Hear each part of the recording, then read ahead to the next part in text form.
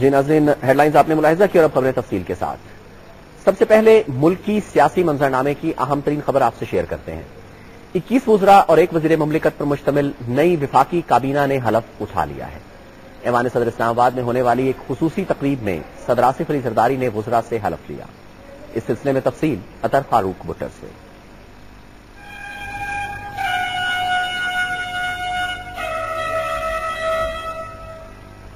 غیر پیداواری اخراجات میں کمی اور بجٹ خسارے پر قابو پانے کے لیے حکومت نے 18ویں آئینی ترمیم پر وقت سے پہلے ہی عمل درآمد کرتے ہوئے کابینہ کا حجم کم کر دیا ہے۔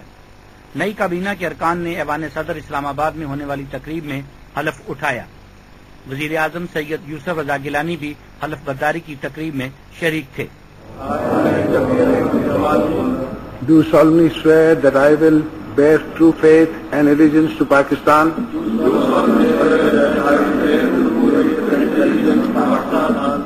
That as Federal Minister I will discharge my duties and perform my functions honestly to the best of my ability, faithfully.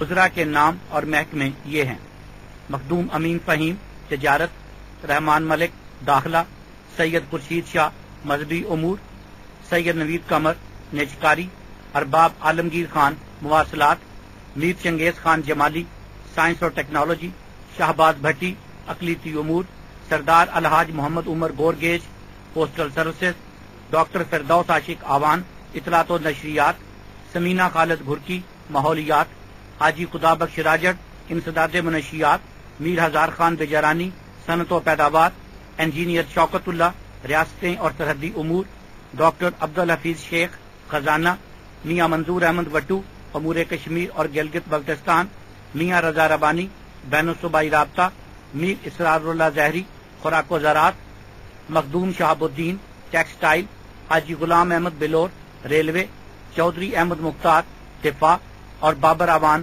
قانون۔ ہنا ربانی کر خارجہ امور کی وزیر مملکت ہوں گی۔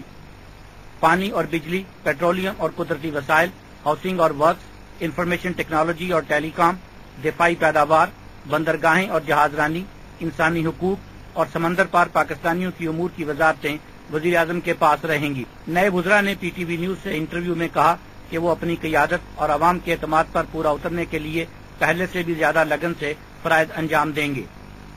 جو حکومت نے وعدہ کیا، جو پریزیڈنٹ صاحب نے یا پرائم منسٹر نے وعدے کیے کام کے ساتھ کہ ہم اپنے پریزیڈنٹ صاحب خاص طور پہ انہوں نے کہا کہ میں ساری کی ساری پاور دے دوں گا۔ ایون وہ اپوزیشن لیڈرز بڑے بڑے جو ہمارے پالیٹیشین ہیں ان کو یقین نہیں آ رہا تھا کہ پریزیڈنٹ زرداری نے کیسے دے دیا، لیکن انہیں سارے کی ساری پاور جو ہیں آج جو ہمارے مینیفیسٹو کے مطابق تھا پاکستان پیپلز پارٹی کو انہوں نے کیا۔ میں یہ سمجھتا ہوں کہ بہت اچھی کیبنٹ بنی ہے اور اس کیبنٹ کا جو سائز رکھا گیا ہے وہ 18ویں آئینی ترمیم کی روشنی میں رکھا گیا ہے اور نئے چہرے آپ نے دیکھا زیادہ تر آئے۔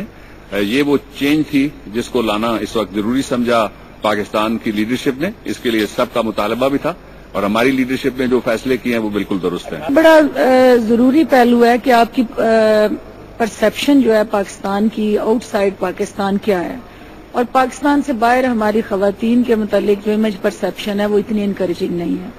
میں سمجھتی ہوں کہ مجھے یہ ذمہ داری دے کہ میری لیڈرشپ نے میرے کندھوں پہ جو بھاری بوجھ ڈالا ہے، میں ان پاکستانی خواتین کی جو ٹرو پرسپشن ہے اس کو نہ صرف پروموٹ کروں گی بلکہ کوشش کروں گی کہ انٹرنیشنل مارکیٹ کے اندر دنیا کے سامنے ہم یہ جو ہمارا اثاثہ ہے، جو ٹرو ہمارا ایک کہہ لیں کہ ہیریٹیج اور کلچر ہے based on Islamic philosophy, Islamic values and religious values, ان کو ہم پروموٹ کریں اور اپنے کلچر کو آگے لے کے چلیں، اپنی ویلیوز کو ہم سپورٹ کریں، اور جو سب سے بڑا ہمارے پاس جو ہمارے دین نے خواتین کو رائٹس دی ہیں ان کو زیادہ سے زیادہ ہم پروموٹ کریں۔ 18 امینڈمنٹ میں کابینہ کا سائز متعین تھا۔